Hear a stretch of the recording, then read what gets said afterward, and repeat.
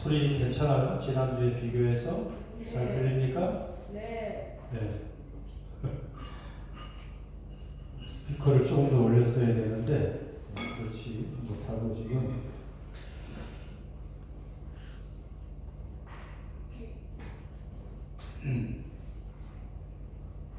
미국의 대작가 헨리 데이비 소로우라는 그런 사람이 있습니다. 그 윌턴이라는 아주 세계적인 고전을 쓴 사람인데 이 데이비 소로우는 여전히 많은 사람들에게 읽히는 그런 유명한 분이었죠. 그분은 매일 아침 일어나면 세 가지 질문을 하라고 권고했습니다. 여러분이 아침에 일어나면 물론 기도해야 되겠지만 세 가지 질문. 첫째, 오늘 내가 즐거워하는 일은 무엇일까? 내가 즐거워할 수 있는 일이 무엇이냐? 두 번째, 내가 무엇에 행복할 수 있을까? 나는 무엇 때문에 행복할 수 있을까? 세 번째, 내가 감사하는 일은 무엇인가? 이걸 생각하라는 거죠. 우리는 벌써 뭘 해야 되는 그런 스트레스 받는 일부터 생각을 하죠. 근데 뭐 이런 사람들은 좀 다릅니다. 나는 무엇 때문에 오늘 즐거워할 수 있을까? 무엇에 행복할 수 있을까? 어떤 일에 감사할 수 있을까? 그렇죠. 즐거움을 찾고 행복을 찾고 감사를 찾는 사람은 당연히 인생이 달라져요. 그렇지 않겠어요? 그럴 때 즐거워하고 감사하면 우리 마음에 원망과 불평 이런 것들이 사라지게 되죠. 여러분은 일어나면서 무엇을 생각합니까? 감사할 거리, 행복할 거리, 즐거워할 거리를 생각합니까? 그런 거 생각하면 다 있어요. 누구에게나 한두 가지는 누구에게나 다 있지 않겠어요? 저는 뭐 우리 요즘에 손녀딸이 생겨서 손녀딸을 생각해봐요. 가끔 우울하고 그럴 때 그러면 그냥 미소가 나오죠. 그 귀여운 얼굴, 잘 웃고 행복해하는 그 얼굴을 떠올리면 미소가 나옵니다. 즐거워지죠, 마음이. 그냥 우리 또 딸들이 또 서로 갈등하고 싸우다가도 그 손녀딸이 온다, 또 뭐 비디오 콜을 한다 그러면 또 180도 바뀌어져가지고 화해하라고 할 필요도 없이 그냥 또 웃고 행복해하는 모습들. 뭔가 그런 것이 있어야 되죠. 그런데 여러분, 하나님을 또 생각해 보세요. 하나님을 여러분 생각하십니까? 그런 작은 주변에 사람 하나 때문에도 세상에 그냥 나를 즐겁게 하는 작은 일 하나 생각해도 우리는 뭔가 달라져요. 그런데 우리가 섬기는 하나님이 누구십니까? 그거를 생각해 보시라고요. 오늘 생각해 보면 하나님이 우리를 떠나십니까? 절대 안 떠나시죠. 약속하셨잖아요. 믿는 자에게 함께 하신다. 세상 끝날까지 너와 함께 계신다. 마음을 열고 초대하고 영접한 사람들에게 그 안에 주님이 함께 계신다고 했고, 나와 오늘 하루 주님이 동행하시지. 그분이 내 편이시지. 하나님이 내 아버지시지. 여러분, 그리고 내게 조금 답답하고 힘겨운 일이 있을지라도 하나님은 그것을 놀랍게도 그 지혜와 능력으로 미래에 내게 선을 이루실 좋은 사건으로 만들고 계시지. 맞아요? 틀려요? 이거 억지로 생각하는 게 아니라 그렇습니다. 그러면 여러분 우리 마음이 어찌하니 즐거울 수가 있습니까? 자, 그런데 그래서 오늘 이런 서로를 꺼낸 이유는 오늘도 우리 이스라엘 백성들을 반면교사로 삼기 위해서 그렇습니다. 지난주에 우리는 만나와 메추라기를 내려주시는 하나님을 우리가 만났죠.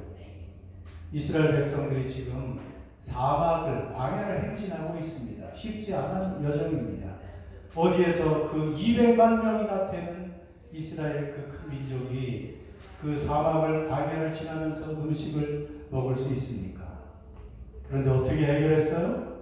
하나님의 백성이니 하나님의 계획 가운데 지금 애굽을 떠나서 가나안으로 가고 있는 그 여정이니 하나님께서 그들에게 양식을 비같이 내려주셨습니다. 하늘에서 만나를 비같이 내려주시고 메추라기를 고기도 먹여주시고 그렇게 그들을 먹이십니다. 40여 년 동안이나 하나님이 광야에서 기적같이 하나님께서 양식 문제를 해결해 주셨습니다.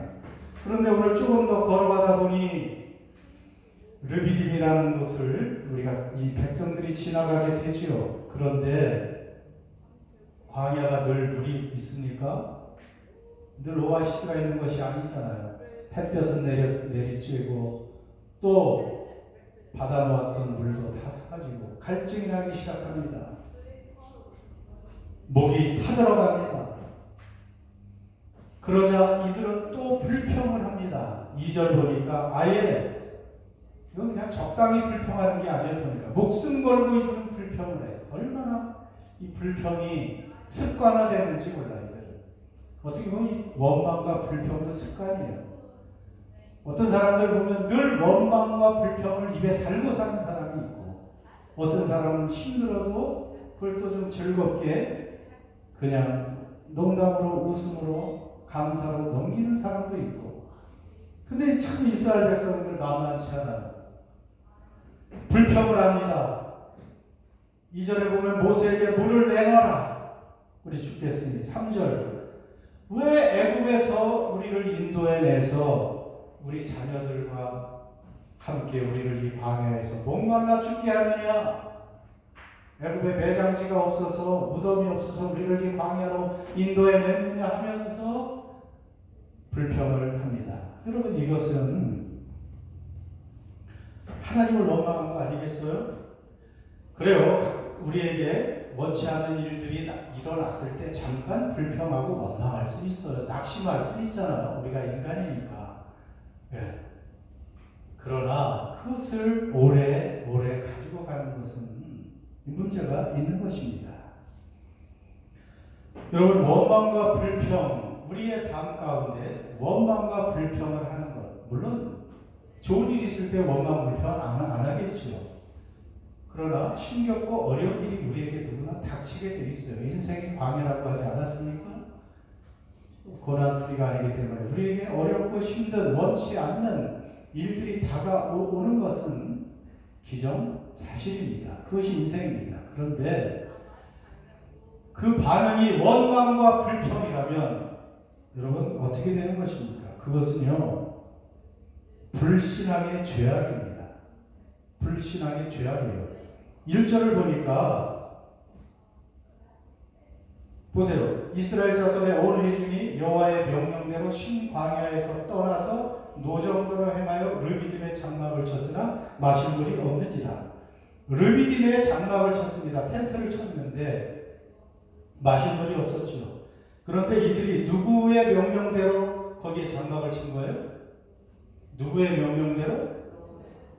하나님의 명령대로. 그러니까 이스라엘 백성들은 이제 광야를 지날 때 낮에는 무슨 기둥이요? 구름 기둥. 밤에는 불 기둥으로 하나님의 그 임재를 그렇게 알려주셔요. 그래서 구름 기둥이 떠오를 때는 이스라엘이 이동을 하는 것이에요. 이동을 합니다. 구름 기둥 하에서 그들에게 그 버섯구름 같은 것이 사막의 뜨거운 태양을 막아주면서 낮에도 그들은 이동을 할 수가 있습니다. 그리고 그 구름 기둥이 머물면 그들은 그곳에 머물러서 더 이상 가면 안 돼요. 하나님이 인도하심 따라 구름 기둥이 머물면 거기에 장막을 치는 거예요. 그러니까 르비딤에 장막을 쳤다는 것은 하나님이 여기까지다. 이제는 여기 장막을 쳐라 하는 거예요. 그러면 거기 물이 없는 곳에 장막을 친 것이 자 누가 치라고 했다고요?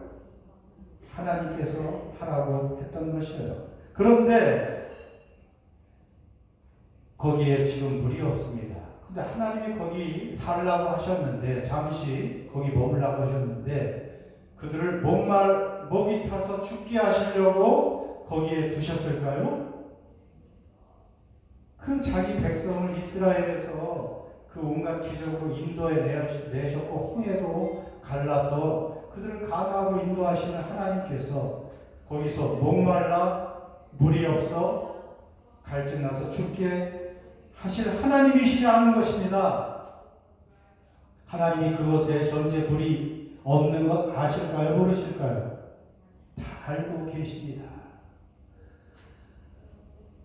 이들이 할 일이 뭐겠어요? 여러분, 목이 탈 수 있어요. 그러나 조금 참고 누구를 신뢰하고 있어야 돼요?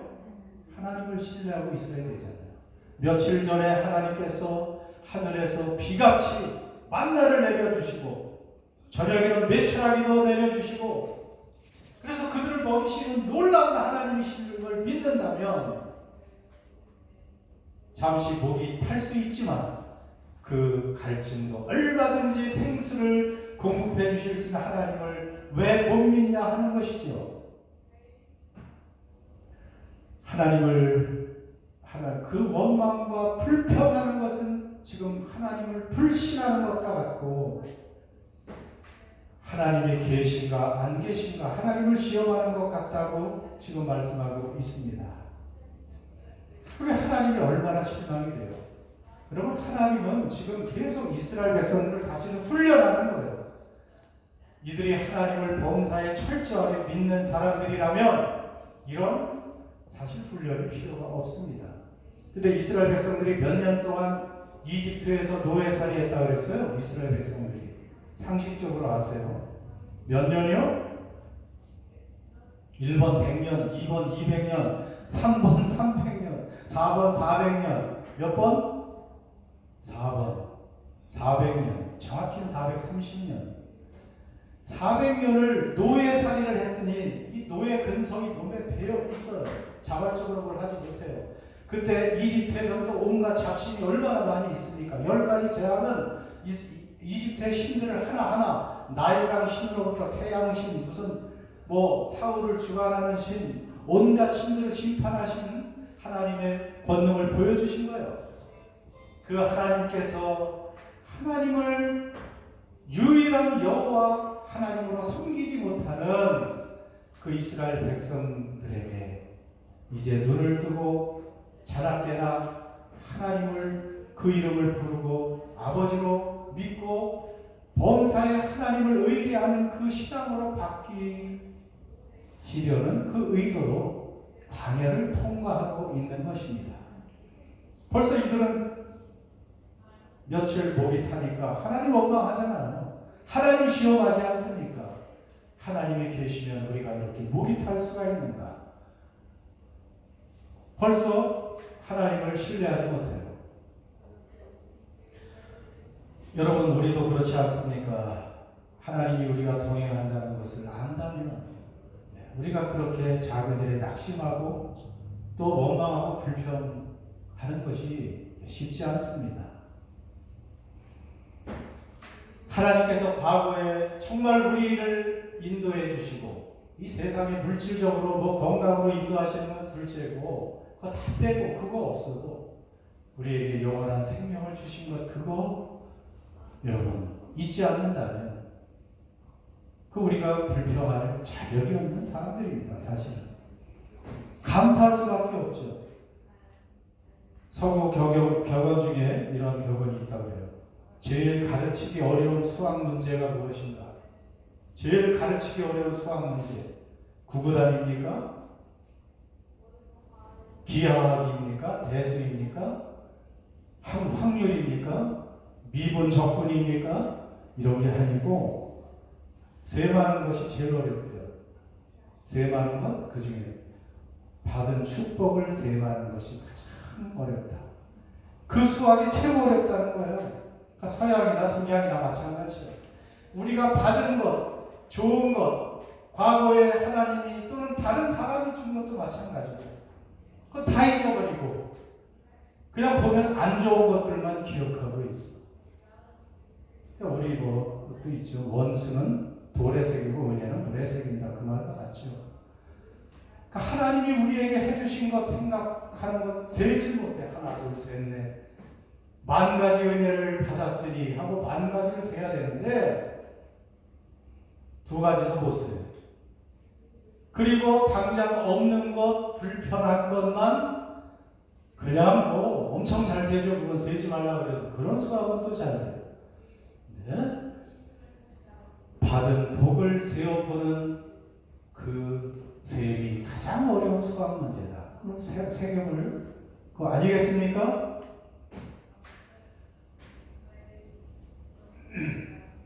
여러분 살다 보면 이 악성 바이러스들 때문에 얼마나 고생합니까? 네. 컴퓨터에도 우리가 쓰는 핸드폰에도 악성 바이러스가 걸릴 수가 있어요. 그게 들어오면 잘 작동이 안 되고 문제가 생기죠. 사람에게도 이 악성 코로나 바이러스가 들어오니까 얼마나 고통스럽고 또 이 생활에 지장을 주게 됩니까? 우리 그리스도인들에게 침투하는 가장 대표적인 악성 바이러스가 바로 원망과 불평이라는 것입니다. 원망과 불평의 이 바이러스. 그거는 하나님께 감사하지 못하게 하고요. 여러분 원망과 불평의 악성 바이러스 이 코비드보다 더 위험합니다. 빨리 치료해야 됩니다. 여러분 속에 왜 원망과 불평이 들어있어요? 하나님에게나 이들은 물론 모세에게 원망 불평하고 있지만 결국 하나님께 하는 원망 불평이나 마찬가지라고 하나님 말씀하고 있습니다. 뭐 사람이 원망하고 불평할 수도 있지 그렇게 생각하지만 여러분 원망과 불평하는 것은 큰 죄가 아닌 줄 알지만 그 끝이 멸망입니다. 이스라엘 백성들 사실은 기록된 것만 공식적으로 10번을 불평했습니다. 애굽에서 나온 지 10번을 불평했어요. 10번. 그 큰 기적을 보고 그 큰 하나님의 살아계신 증거를 보고 그렇게 하나님께서 그들을 도와주시는 것을 보고도 10번이나 그러니까 나중에 한꺼번에 하나님이 불뱀을 보내셔서 하도 화가 나가지고 그 뱀에게 물려서 죽게도 하시고 그리고요 결국은 불평하던 사람들 20살 이상의 당시 애굽에서 나온 20세 이상 성인들 철부지들은 그냥 불평해도 잘 모르잖아요. 불평도 못하고. 그런데 철이 들어서 알만한 사람들이 불평을 한 사람들 100만 명은 광야에서 다 죽고 가나안에 들어가지 못했습니다. 다 죽었습니다. 그래서 그때 광야에서 태어난 사람들 20세 이하의 사람들이 이제 40년이 되니까 그 사람들이 또 60세까지 자라고 있잖아. 20세들이. 새 신세대들이 사실은 가나안에 들어간 것입니다.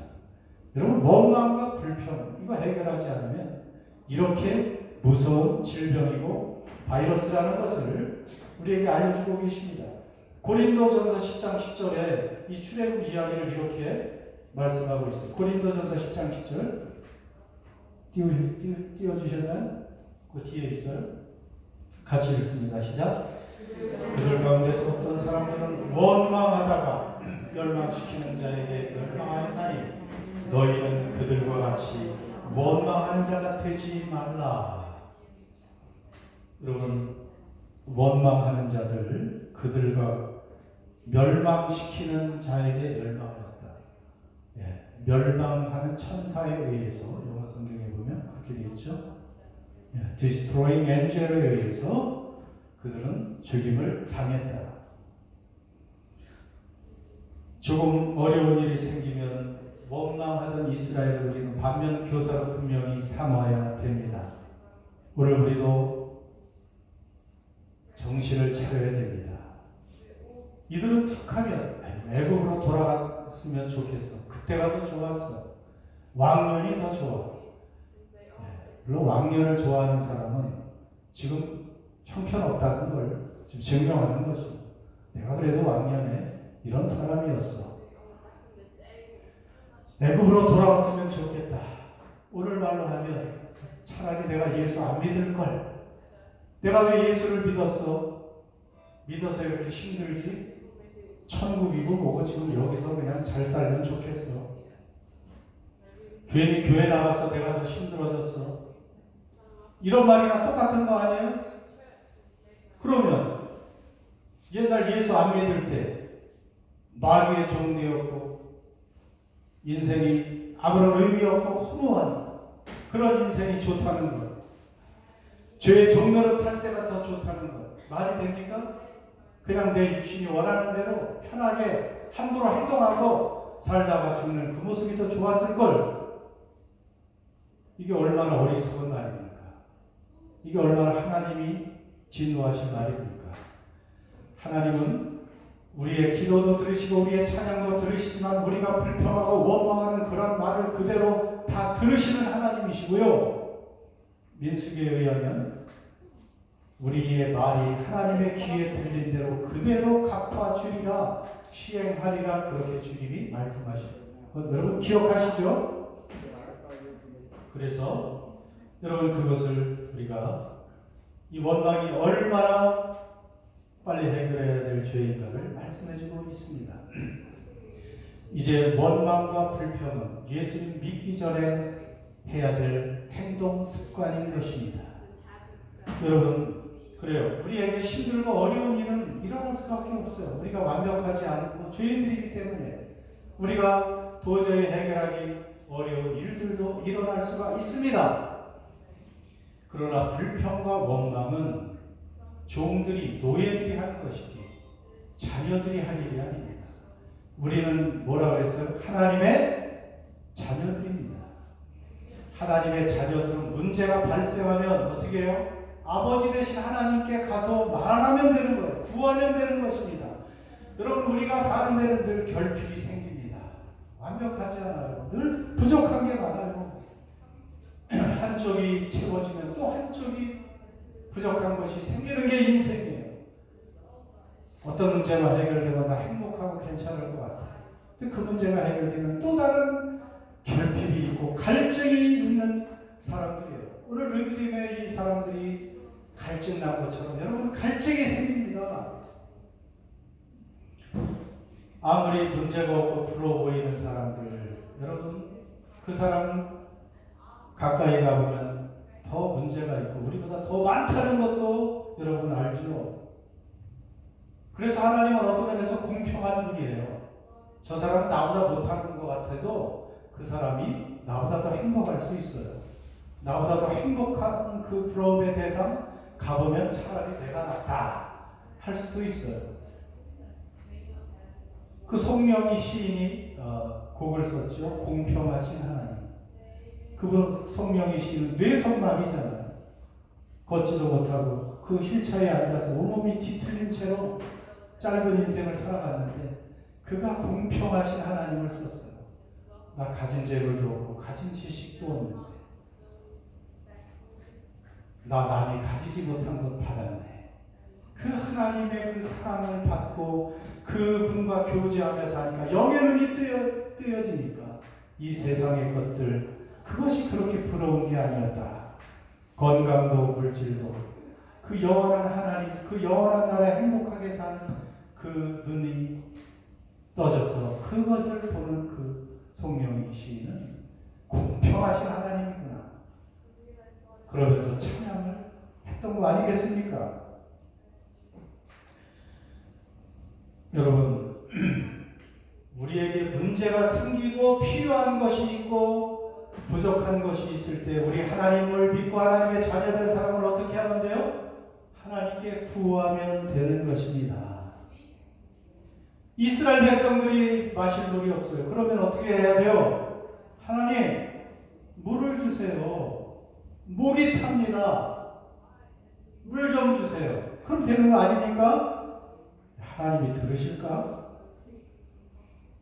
이 하나님을 시험하는 것이죠. 여러분 문제가 생기면 하나님 해결해 주세요. 저 힘도 없고 능력이 없습니다. 지혜도 없습니다. 도와주세요.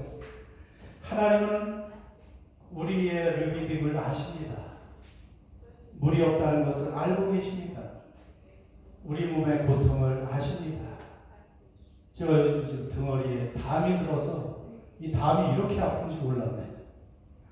뼈가 아니니까 그냥 마음을 놓고 있는데 때로는 호흡을 하는 것도 힘들어.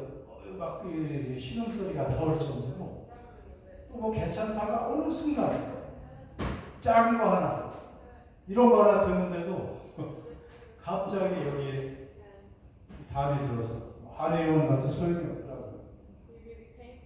근데 하나님이 이런 거 아시나? 여러분 다 알고 계세요. 다 하나님의 뜻이 있습니다. 그리고 이거 가지고 큰 문제 될 것도 없고, 여러분 여러분의 필요를 다 아세요. 여러분의 아픈 것을 다 알고 계십니다. 여러분의 마음을 다 알고 계십니다. 여러분의 필요한 재정 상태 다 알고 계셔요. 여러분의 어떤 상처받은 마음도 다 알고 계세요. 일단 하나님께 그대로 그것을 맡기시라는 것입니다. 그거 내 것이 아니에요. 하나님이 알고 계시다는 거예요. 해결해야 될 모든 문제, 이 르비딤을 주님이 인도하셨고 거기에 장막을 치라고 하셨기 때문에 하나님은 알고 계신 것입니다. 여러분 신앙은 그냥 아편 같은 것이 아닙니다. 그냥 아닌 것을 희망 고문하는 것이 아니에요. 살아계신 하나님, 살아계신 하나님, 함께하시는 하나님, 전능하신 하나님, 그 하나님은 우리의 아버지가 되어서 우리를 이 광야길에서 지금 인도하신다는 사실을 믿는 것입니다. 우리가 잘 아는 욥, 잘 알죠? 욥은 정말 하나님을 잘 섬겼어요. 의인입니다. 하나님이 자랑할 정도로, 그때는 어떤 식인지 아무튼 욥기 보면 사탄이 이 욥을 막 송사하죠. 참수합니다. 하나님 앞에서 사탄이 어떤 식의 대화인지, 어떤 하나님이야 모든 것이 가능하신 분이니까 사탄이 하나님 앞에 가서 상소를 합니다.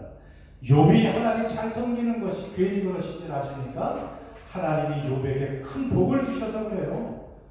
그때 동방에서 제일 큰 부자 중에 하나고 가장 의로운 사람이에요. 그러니까 그럼 한번 네가 시험해 보든지 해봐라. 그래서 사탄이 나가서 욥을 시험했지요.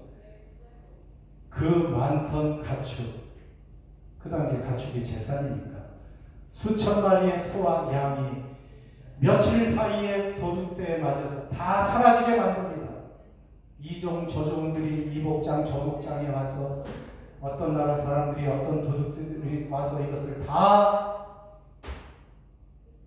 몰아갔습니다. 나만 살아남았습니다. 어느 날은 또 하늘에서 불이 내려서 한때 소와 양들을 다 죽여버렸어요. 하나도 남은 게 없습니다. 그리고 10 자녀가 있었는데 10 자녀들이 맏아들 집에서 잔치를 벌이고 있는데 큰 바람이 불어와서 내 기둥이 무너지고 하루아침에 자녀 10이 다 목숨을 잃었습니다. 그리고 욥 자신도 온몸에 종기가 나서 밖에서 기왓장으로 자기 몸을 긁고 있는, 하루아침에 그렇게 나빠질 수 있는 상황이 어디 있습니까? 그런데 욥이 뭐라고 고백했습니까? 한번 보세요. 욥기 1장 21절 22절. 욥이 말합니다. 이르되 내가 모태에서 알몸으로 나와 싸우시 또한 알몸이 그리로 돌아갈지라. 주시니도 여호와시요 거두시니도 여호와시오니 여호와의 이름이 찬송을 받으실지니이다 하고 이 모든 일에 욥이 범죄하지 아니하고 하나님을 향하여 원망하지 아니하니라. 자, 우린 욥 정도 되긴 어렵겠죠. 그런데 욥은 우리의 본보기입니다. 욥은 우리의 샘플입니다. 옛날 어떤 왕이 아주 큰 돌을 길 가운데 굴려다 놓고 지나가는 사람들이 어떻게 반응하나 보려고 숨어 있었습니다. 수많은 사람들이 투덜대면서 지나갑니다. 누가 이렇게 길 한복판에 큰 돌을 옮겨다 두었지? 불평하며 지나갑니다. 그런데 한 농부가 수레에 채소를 싣고 시장에 팔러 가다가 그것을 지나면서 아무 말 없이 그 큰 돌을 힘을 다해 옮겨 놓고 있습니다. 그런데 돌을 치운 자리에 커다란 주머니가 있는데 그 안에 황금이 들어 있었고, 그리고 이런 편지가 있었습니다. 왕의 편지. 이 돌은 누구든지 이 돌을 치우는 자의 것이다. 우리 인생의 큰 돌 같은 장애물은 언제든지 올 수 있습니다. 그런데 그것을 불평하지 않고 감사함으로 치우면 왕이신 우리 하나님께서 우리에게 좋은 것을 주십니다. 여러분, 불평과 원망하지 말고 감사하면 건강도 덤으로 얻어요. 건강도 덤으로 얻습니다.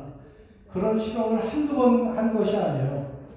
얼마나 많은 케이스들이 원망, 불평하는 사람, 감사하는 사람 놓고 실험해 보면 감사하는 사람은 질병에 거의 노출이 되지 않는다는 그러한 과학적인 실험도 굉장히 많이 합니다. 여러분, 우리가 르비딤을 만나서 목이 타는 경우가 있습니다. 여러분, 건강에 갈증이 있죠. 인간관계에 갈증도 있습니다. 재정에 갈증도 있습니다. 여러 가지 미래의 갈증들이 있습니다. 그때 감사하는 방법. 감사는 영어로 뭐예요? thank죠. thank는 think에서 왔다는 설이 있습니다. 맞아요. 그래서 생각이 있는 사람은 감사로 바뀐다는 거예요. 그러니까 원망과 불평이 나도 이 think 할 수 있는 사람은 thank 할 수 있는 사람이 된다는 것입니다. 여러분, 하나님께 포커스를 제발 맞추세요. 하나님께 언제든지 우리의 초점을 맞추고 믿음으로 바라보게 되면 여러분 감사로 바뀔 수가 있습니다. 우리가 누구인지 여러분 기억하세요. 지난주 목요일날 새벽기도 때인가요? 그 묵상집을 읽고 있는데 이런 말씀이 있었습니다. 우리가 누구인지를 잊지 말자. 우리가 누구인가? 거기에 몇 가지만 썼어요. 우리가 누구라는 것은 성경에서 1000가지거든요. 우리가 받은 복을 1000가지 이상을 써낼 수가 있어요, 사실은. 그런데 거기서 몇 가지를 썼어요. 우리는 God's heir다. 하나님의 상속자다. co-heir. Jesus co-heir. 예수님과 공동 상속자다. 여러분 재벌의 상속자들 대단하지 않습니까? 여러분, 우리는 하나님의 상속자들, 하나님의 것. 하나님 것이 얼마나 부유한지 여러분 아십니까? 하나님의 소유 재산이 얼마나 크고 아름답고 영광스러운지 아십니까? 그것을 상속하는데 예수님과 당연히 공동 상속자입니다. 얼마 안 남았어요. 그 땅과 그 나라와 그 집의 상속자입니다. 그리고 우리는 이터널하다. 영원히 산다. Like angel. 천사처럼 영원히 살아요. 우리는 죽어도 다시 삽니다. 그런데 영원한 영광의 몸으로 부활한 상태로 영원히 삽니다. 그 얼마나 감사합니까? 지금 그냥 사는 것도 힘들잖아요. 네, 저도 뭐 이렇게 결리니까 때로는 참 살아가는 것도 쉽지 않아요. 여러분이 다 연세가 들어가고 걷는 것도 힘들고 사는 게 그렇게 쉽지 않은데 이제 곧 영광의 몸으로 갈아입고 얼마나 행복하게 살지 기대하십시오. 그리고 우리에게 영원히 지속될 왕관, 크라운도 씌워주셨다. 여러분 믿습니까? 우리가 왕관을 쓰고 있는 사람들이라는 걸 이미 하나님 보실 때는 그래서 김삼래 원사님하고 우리 김현욱 권사님이 왕관 대신 저렇게 모자라도 쓰고 있는 거는 믿음으로 하나님의 그 백성들에게 왕관을 씌워주십니다. 그래서 우리가 구원받으면 하나님의 보좌에서 우리가 받은 왕관을 하나님께 벗어드리며 찬양을 올립니다. 우리 같은 죄인들이 우리같이 철한 것들이 하나님이 보실 때 아무것도 아닌 이 원수 같은 것들이 하나님의 그 보배로운 존재가 돼서 왕관을 쓴 존재가 되었다는 거예요. 여러분의 지금 머리에 왕관이 있을까? 보이고 있어요. 왕관이 있는 존재들입니다. 여러분, 무엇보다 우리는 하나님의 뭐가 됐다고요? 제일 중요한 거, 자녀가 되었다. 이거 못 믿어서 그래요. 내가 진짜 하나님의 자녀일까? 여러분의 자녀가 있죠. 여러분의 자녀의 문제는 누구의 문제처럼 생각해요? 내 문제처럼. 우리의 자녀들의 기쁨은 또 누구의 기쁨 같아요? 내 기쁨. 그러니까 우리가 하나님의 자녀가 되었다는 것은 내가 가진 어떤 어려움과 그 문제는 하나님이 그대로 느끼세요. 그 문제로 생각합니다. 고통으로 하나님이 생각을 하세요. 그렇기 때문에 근데 하나님은 능력이 있잖아요. 고쳐주시고 해결해 주실 능력이 있어서 자녀된 우리는 어떤 문제든지 가지고 나가면 되는 거예요. 그러면 하나님께서 해결해 주십니다. 내가 잘난 척하고 내가 해결을 하려고 하지 마세요. 더 문제가 생깁니다. 그렇기 때문에 진짜 그리스도인들이라면 이런 르비딤에서 갈증나서 죽을 것 같은 상황 속에서라도 하나님의 존재를 확실히 믿고 지금 나와 동행하시고 과거의 나를 그렇게 사랑하시고 십자가에서 그 사랑을 확증하셨던 하나님이 내게 좋은 일을 만들고 계시다는 것을 저는 믿습니다. 그렇기 때문에 어떤 일이 있어도 이제 걱정이 안 돼요. 자꾸 믿으면 잘하는 거예요. 저도 목사 된 지 벌써 3, 40년 된 거 95년도에 안수를 받았으니까 2005년, 2015년, 25년 이제 조금 있어서 30년이 되고요. 처음에 목사 안수 받은 목사라도 믿음이 없었어 보니까. 그래요. 또 10년 전의 믿음과 또 5년 전의 믿음이 또 다르고 지금의 믿음이 다르더라. 이제는 정말 어떤 환경에서도 감사할 수 있을 것 같아요. 하나님 때문에. 신덕철 집사님이 호주로 떠나도 섭하지만 어떻게 이제 가실 분 가셔야지. 우리 교회 사람이 아무도 없어도 상황이 안 좋아서 다 떠나게 되었더라도 내가 하나님 앞에서 온전한 믿음 가지고 있다면 뭐 하나님의 뜻이겠지. 그리고 이제 감사하고 사는 거예요. 이제 그러기로 결심했어. 네. 사람 때문에 환경 때문에 흔들리는 건 믿음이 아닙니다. 당장은 그래요. 실망할 수도 있고 잠시 아플 수 있어요. 그러나 떠나지 아니하는 하나님, 우리에게 임한 그 구원, 내 변하지 않는 그 하나님 안에서의 새로워진 신분, 그 영롱한 그 소망, 예수님 붙들고 있으면 그것이 내 것이면 세상에 거 다 없어져도 여러분 우리 감사할 수 있는 사람들입니다. 믿습니까? 그렇게 돼야 돼요. 여러분 그 믿음 아니면 천국 가기 어렵습니다. 그냥 뭐 억지로 영접해가지고 나 예수 믿습니다 해서 저는 그렇게 가르치지 않습니다. 오늘 여기서 이 확실한 믿음 가지고 예수님 붙들고 감사하며 사는 사람이 천국 갑니다. 나 예전에 한번 예수 믿고 세례 받았어. 그런데 현재 그런 믿음이 없으면 소용없습니다. 예수님 말씀 얼마나 무섭습니까? 날더러 한때 주여 주여 했다고 천국 들어가는 거 아니다. 내 아버지 뜻대로 지금 행하는 자가 들어간다. 그 중에 어떤 사람도 있어요. 예수 이름으로 기적까지 행했어요. 내가 주의 이름으로 귀신도 쫓아내지 않았습니까? 그런데 어찌 저를 모르십니까? 내가 너를 도저히 알 수가 없다. 과거가 중요한 게 아니라 지금 오늘 여기서 살아계신 예수님을 확신하고 그분이 내 안에 계심을 믿고 그분과 동행하고 세상 거 다 없어도 그 주님으로 기뻐하는 사람이 천국 가는 줄 믿습니다. 예수 믿고 이 땅에서 복 받는 게 복이 아니에요. 이 땅에서 큰 복 받는 거 아무것도 아닙니다.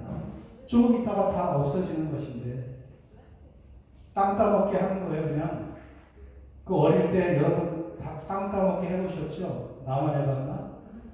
그 흙마당에 깨끗이 쓸어놓고 거기에 그냥 납작하고 동그란 돌 최대한 찾아가지고 한 번, 두 번, 세 번 해가지고 자기에 들어오면 자꾸 이제 넓어지는 거 아니에요?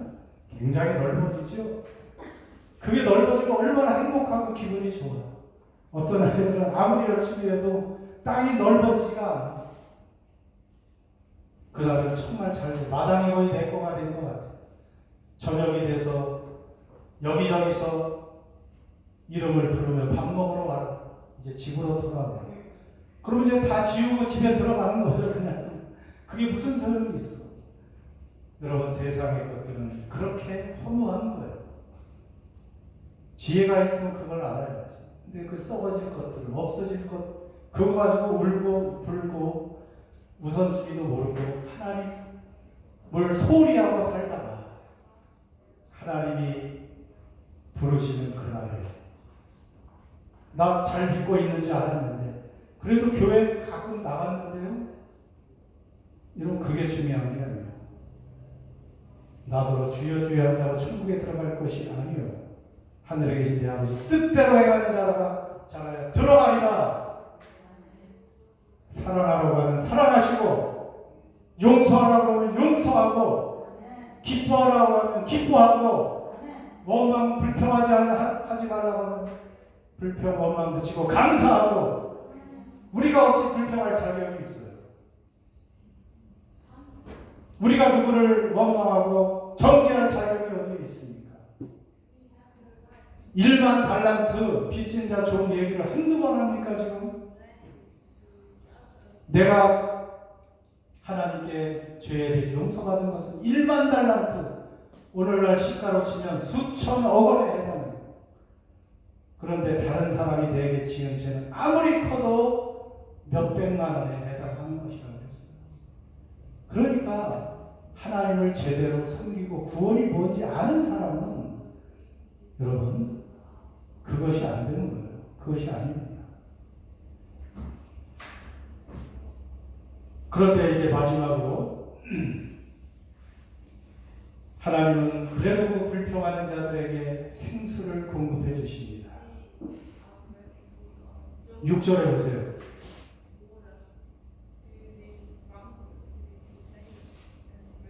내가 호렙산에 있는 그 반석이 거기서 내 앞에 서리니 너는 그 반석을 치라. 그곳에서 물이 나오리니 백성이 마시리라. 모세가 이스라엘 장로들의 목전에서 그대로 행하니라. 반석 락 바위인데 거기서 어떻게 생수가 나와요? 샘이 아닙니다. 그런데요 놀랍게 이것을 신약에서 해석을 해주고 계십니다. 성경은 성경으로 푸는 거예요. 고린도 전서 10장 그쪽으로가 나옵니다. 고린도전서 10장 1절에서 4절 여러분이 출애굽 사건을 신약에서 이렇게 설명을 해주십니다. 제가 읽습니다. 형제들아 나는 너희가 알지 못하기를 원하지 아니하노니 우리 조상들이 다 구름 아래에 있고 바닷 가운데로 지나며 조상들이 구름 아래에 있고 바닷 가운데로 지났다. 홍해를 지나갔다는 말입니다. 모세에게 속하여 다 구름과 바다에서 무엇을 받았어요? 세례 받았다. 홍해를 건너가고 세례 받았다고 표현합니다. 다 같은 신령한 음식을 먹으며 신령한 음식 뭐 먹었어요? 만나 먹었죠. 다 같은 신령한 음료를 마셨으니 신령한 음료는 뭐예요? 오늘 어디서 나왔어요? 이는 그들을 따르는 신령한 반석으로부터 마셨다. 반석에서 물이 나왔잖아요. 생수가. 근데 그 반석은 곧 누구라고요? 그리스도시라. 여러분 광야 40년 동안 그들을 따라다니는 이동 반석이 있었어요. 영어 성경에 보니까 accompanied them 그들과 동행하는 락이 있었어요. 그 락이 누구예요? 예수님이십니다. 그러니까 오늘 우리도 이 광야 같은 여정을 지나가고 있잖아요. 다 인생이 광야예요. 부족한 것이 있습니다. 목타는 일이 결핍이 너무나 많습니다. 그럴 때 누가 따라다녀요? 바위이신 예수님이. 예수님이 뭘 내줘요? 생수를. 그래서 우리의 갈급함과 목마름을 해소해 주시는 유일한 분이 누구냐 하면 예수님이십니다. 다른데 아무리 가도 갈증을 해소할 수가 없어요. 예수님이십니다. 그런데 그 예수님이 이렇게 외치셨어요. 마지막 말씀 같이 읽습니다. 시작. 명절 끝날 곧 큰 날에 예수께서 서서 외쳐 이르시되 누구든지 목마르거든 내게로 와서 마시라. 나를 믿는 자는 성경의 이름과 같이 그 배에서 생수의 강이 흘러나오리라 하시니 이는 그를 믿는 자들이 받을 성령을 가리켜 말씀하신 것이라. 아멘. 이렇게 다 논리적으로 다 통합니다. 예수님은 뭐라고 그랬어요? 우리를 따라다니는 반석, 피할 바위, 얼마나 든든한 바위십니까? 그런데 그 바위가 오늘 르비딤에서 뭘 내줬어요? 생수를, 생명수를. 여러분, 우리의 인생의 갈증을 해결해주는 생수를. 그 생수는 그런데 마침내 누구라고 알려줘요? 누구라고요? 성령님이시다. 그러니까 예수 믿는 사람 안에 누가 다 오시다 그랬어요? 성령님. 이렇게 다 통하는 거예요. 네, 성경을 우리가 잘 알고 있어야 됩니다. 그냥 대충 믿어서 안 돼요. 그래서 공부도 하는 것이고요. 그래서 예수 믿는 사람 안에는 다 누가 계시다고요? 성령님이 내주하고 계십니다. 그 성령님을 무시하면 성령님이 슬퍼하세요. 인격이기 때문에.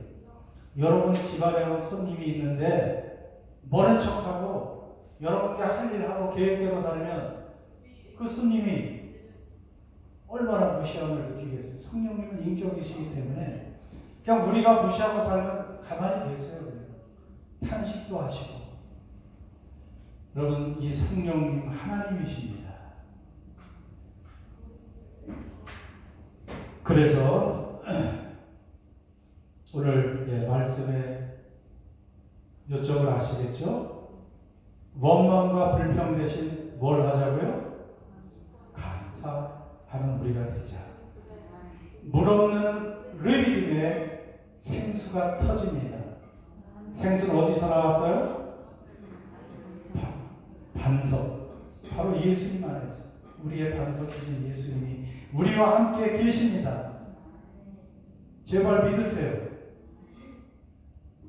안 믿으면 자유지만 안 믿는 것도 자유지만 우리 하나님은 인격이시기 때문에 억지로 믿게 하지 않습니다.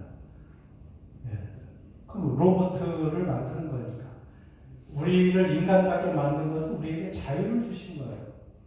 그래서 우리가 자발적으로 예수님을 믿고 하나님을 믿게 하셔서 아니 사람을 억지로 하면 그게 사랑이 되겠어요? 하나님은 그래서 그분의 사랑을 알고 그 사랑에 응답하는 자녀가 되기를 원하십니다. 그래요. 우리의 믿음이 자랄 수 있기를 바랍니다. 자꾸 자라면 돼요. 그래서 그분 때문에 행복하고 그분 때문에 감사하고 여러분 기뻐할 수 있기를 바랍니다. 그 참 믿음을 가진 사람들이 모여서 하나님의 예수님의 몸을 이루고 또 한 가족을 이루고 서로 믿음을 격려하며 이 나그네된 인생길을 같이 걸어가는 것입니다. 이런 진리를 모르고 마음대로 산다면 어쩔 수 없죠. 사람이기 때문에 어쩔 수 없습니다. 애 같으면 때려서라도 어떻게 하겠지. 짐승이라면 코를 끼워서라도 어떻게 하겠지. 그러나 사람을 어떻게 할 수는 없어요. 그러나 내 뜻대로 결정하지 마시고 하나님 뜻대로 결정을 하시기를 늘 권고합니다. 그리고 하나님으로 늘 만족하실 수 있는 참된 믿음을 가진 사람 되기를 바랍니다. 은혜나는 교회는 그런 분들이 있기를 바랍니다. 기도합시다. 그래요.